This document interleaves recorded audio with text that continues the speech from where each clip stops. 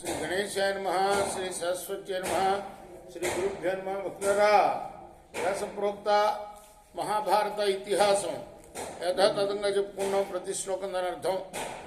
ఇందులో భాగంగా నిన్నటి వరకు మనం బాల, ఆది, సభ, అరణ్య, విరాట, ఉద్యోగ, భీష్మ, ద్రోణ, కర్ణ, శల్య, సౌప్తిక, స్త్రీ పర్వాలనే 11 పర్వాలు పూర్తి చేసాం. 12వదైన శాంతి పర్వంలో కూడా మనం 274వ అధ్యాయం వరకు చెప్పుకున్నాం.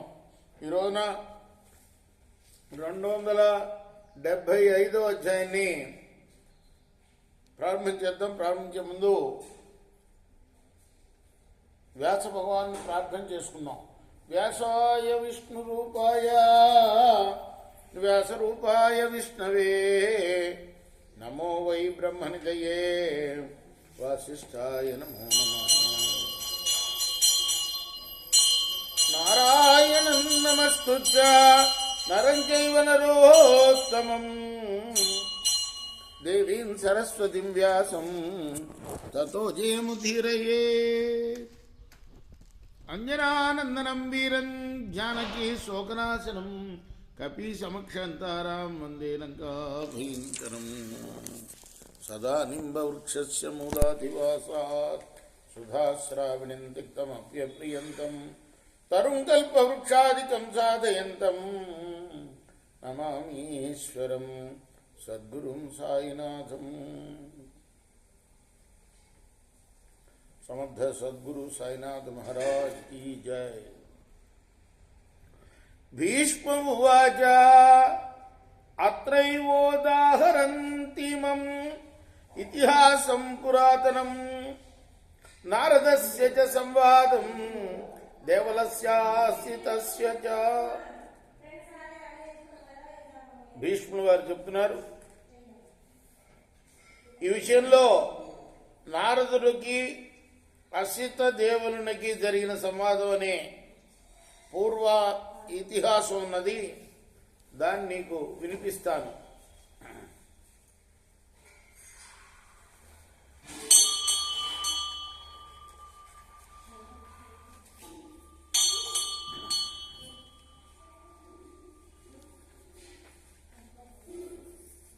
ఆసీనం దేవలం వృద్ధం బుద్ధ్వా బుద్ధిమతాంబరం నారదః పరిపప్రచ్ఛ భూతానాం ప్రభవాప్యయం.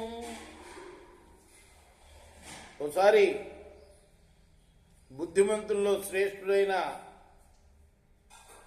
దేవరుడు కూర్చొని ఉంటే నారదుడు వెళ్ళాడు ఆయన దగ్గరికి. ఆయన దేవరుడు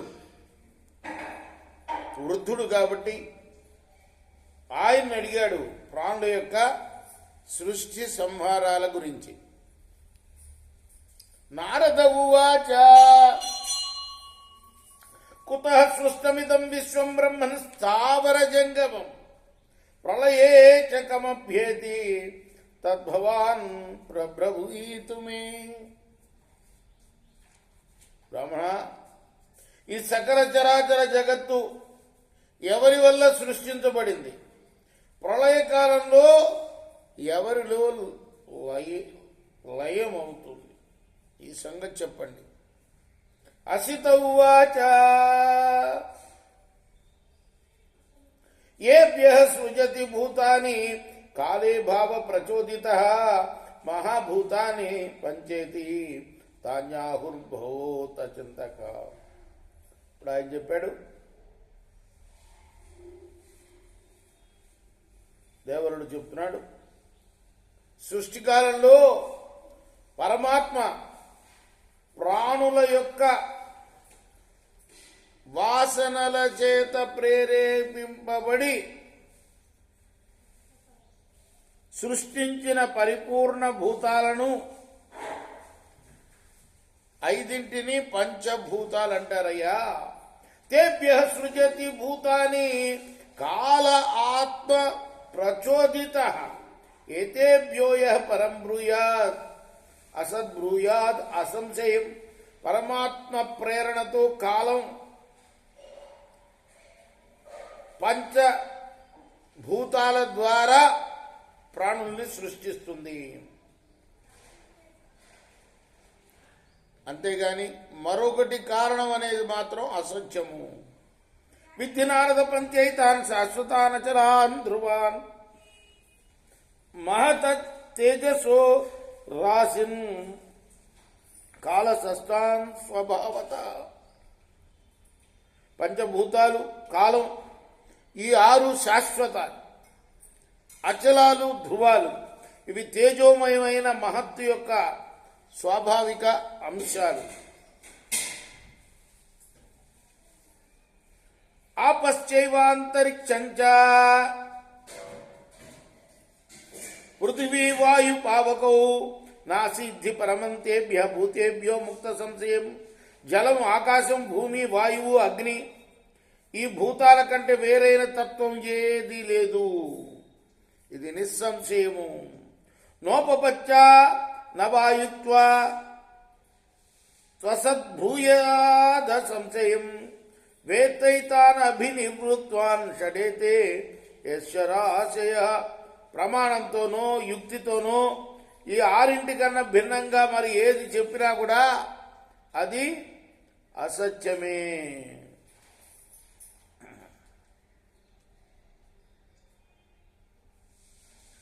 పంచభూతాలు, కాలం, ఈ 6 అన్నమాట. ఈ 6 గురించి తెలుసుకో. పంచైవతాని కాలస్య భావో చ కేవలౌ అష్టాభూతాని భూతానాం శాశ్వతాని భవాచ్యయౌ. పంచభూతాలు, కాలం నిత్యాలు. ఇది ప్రాణుల యొక్క ఉత్పత్తి వినాశాలకి ఆధారాలు. అభావం యాంతితే స్వేనాతేభ్యస్య ప్రభవంచపి వినష్టోప్యమతాన్యేన జంతుర్భవతి. పంచధా ప్రాణులన్నీ కూడా వీటిలోనే లయం చెందుతాయి, వీటి నుండే పుడతాయి. శరీరం నశించినప్పుడు 5 భాగాలై తమ తమ కారణాల్లో కలిసిపోతాయి. తస్య భూమిమయో దేహ శ్రోత్రమాకాశ సంభవం సూర్యాచక్షుర సూర్వాయో అభ్యస్తు ఖలు. శోణితం ప్రాణుల శరీరం, భూమిమయం చెవులు, ఆకాశ సంభవాలు, చక్షువులు సూర్యుని నుండి, ప్రాణం అనేది వాయువు నుండి, రక్తం జలం నుండి ఏర్పడతాయి. చక్షుషీనాసికాకర్ణౌ త్వగ్జిహ్నేతి చ పంచమే ఇంద్రియాణి ఇంద్రియార్థానాం జ్ఞానాని కవయో విదుః. నేత్రాలు, ముక్కు, చెవులు, చర్మం, నాలుక, ఈ పంచేంద్రియాలు కూడా విషయాలను గ్రహిస్తాయి. దర్శనం, శ్రవణం, గ్రహణం, స్పర్శనం, రసనం తదా ఉపసత్వా గుణాన్ విద్ధి పంచధా. చూడటం, వినడం, వాసన చూడటం, స్పృశించడం, రుచి చూడటం, ఇది వరుసగా ఇవి ఒక్కొక్క దానికి. నేత్రానికి చూడటం, ముక్కుకి వాసన చూడటం, చెవులకి వినటం, అలానే చర్మానికి స్పృశించడం, నాలుకకి రుచి చూడటం, ఇవి ఆ పంచేంద్రియాల యొక్క పనులు. ఈ 5 ఇంద్రియాలు 5 విషయాల్లో 5 విధాలుగా ప్రవర్తిస్తాయి. రూపం, గంధో, రస, స్పర్శ, శబ్ద, సేవాద తద్గుణ ఇంద్రియైరుపలభ్యంతే పంచదా పంచపంచభి. స్పర్శ, రూప, రస, గంధాలనే 5 గుణాలు దర్శనం మొదలైన 5 విధాల గ్రహించబడతాయి. రూపం, గంధం, రసం, స్పర్శం, శబ్దం చైవాద తద్గుణాన్ ఇంద్రియాణి న భుజ్యంతే క్షేత్రజ్ఞస్తే ఇస్తు భుజ్యతే. ఈ రూప, గంధ, రస, స్పర్శ శబ్దాలని ఇంద్రియాలు గ్రహించవు. ఇంద్రియాల ద్వారా జీవుడు తెలుసుకుంటాడు. చిత్తమింద్రియ సంఘాతాత్ పరం తస్మాత్ పరం మనః మనసస్తు పరా బుద్ధి క్షేత్రజ్ఞో బుద్ధితః పరా. ఇంద్రియ సముదాయం కంటే చిత్తం శ్రేష్టమైనది. చిత్తం కంటే మనస్సు శ్రేష్టం, మనస్సు కంటే బుద్ధి శ్రేష్టం, బుద్ధి కంటే జీవుడు శ్రేష్ఠుడు. పూర్వం చేతయతే జంతు ఇంద్రియైర్ విషయాన్ పృథక్ విచార్య మనసా పశ్చాత్ అథ బుద్ధ్యా వ్యవస్యతి ఇంద్రియైరుపలబ్ధార్థాన్ బుద్ధిమాంస్తు వ్యవస్యతి. మొదట జీవుడు ఇంద్రియాల ద్వారా విషయాలను వేర్వేరుగా గ్రహిస్తాడు. ఆ తర్వాత మనస్సుతో ఆలోచించి బుద్ధితో నిశ్చయిస్తాడు. బుద్ధితో కూడిన జీవుడే ఇంద్రియాల ద్వారా లభించే విషయాల్ని అనుభవిస్తాడు.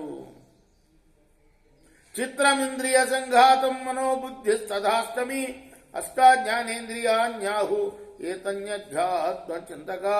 5 ఇంద్రియాలు చిత్తం, మనస్సు, బుద్ధి, ఈ 8 జ్ఞానేంద్రియాలు అంటారు. పాణిపాదంచ పాయుష్యామేహనం పంచమం ముఖం ఇది సంశబ్దమానాన్ని శృణు కర్మేంద్రియాన్యపి. చేతులు, కాళ్ళు, గుదం, ఉపస్థ, ముఖం ఇవి కర్మేంద్రియాలు. వీటి గురించి విను. జల్పనా వ్యవహారార్థం ముఖమింద్రియముచ్యతే గమనేంద్రియం తథా పాదో కర్మణ కరణే కరవు. ముఖం మాట్లాడటానికి, తినటానికి ఉపయోగపడుతుంది. కాళ్ళు నడకకి, చేతులు పనిచేయటానికి ఉపయోగిస్తాయి.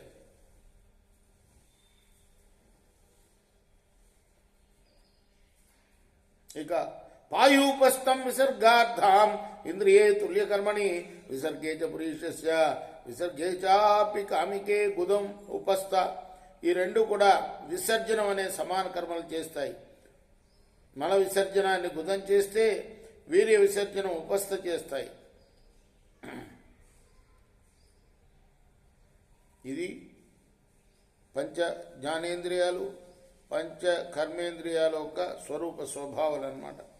రేపు మనం 22వ శ్లోకం నుండి కొనసాగిద్దాం. కృష్ణార్పణమస్తు. సాయి కృష్ణార్పణమస్తు. స్వస్తి ప్రజాభ్య పరిపాలయంతాం న్యాయేన మార్గేణ మహిమహీష గోబ్రాహ్మణేభ్య శుభమస్తు నిత్యం. లోకా సమస్తా సుఖినో భవంతు. కృష్ణార్పణమస్తు.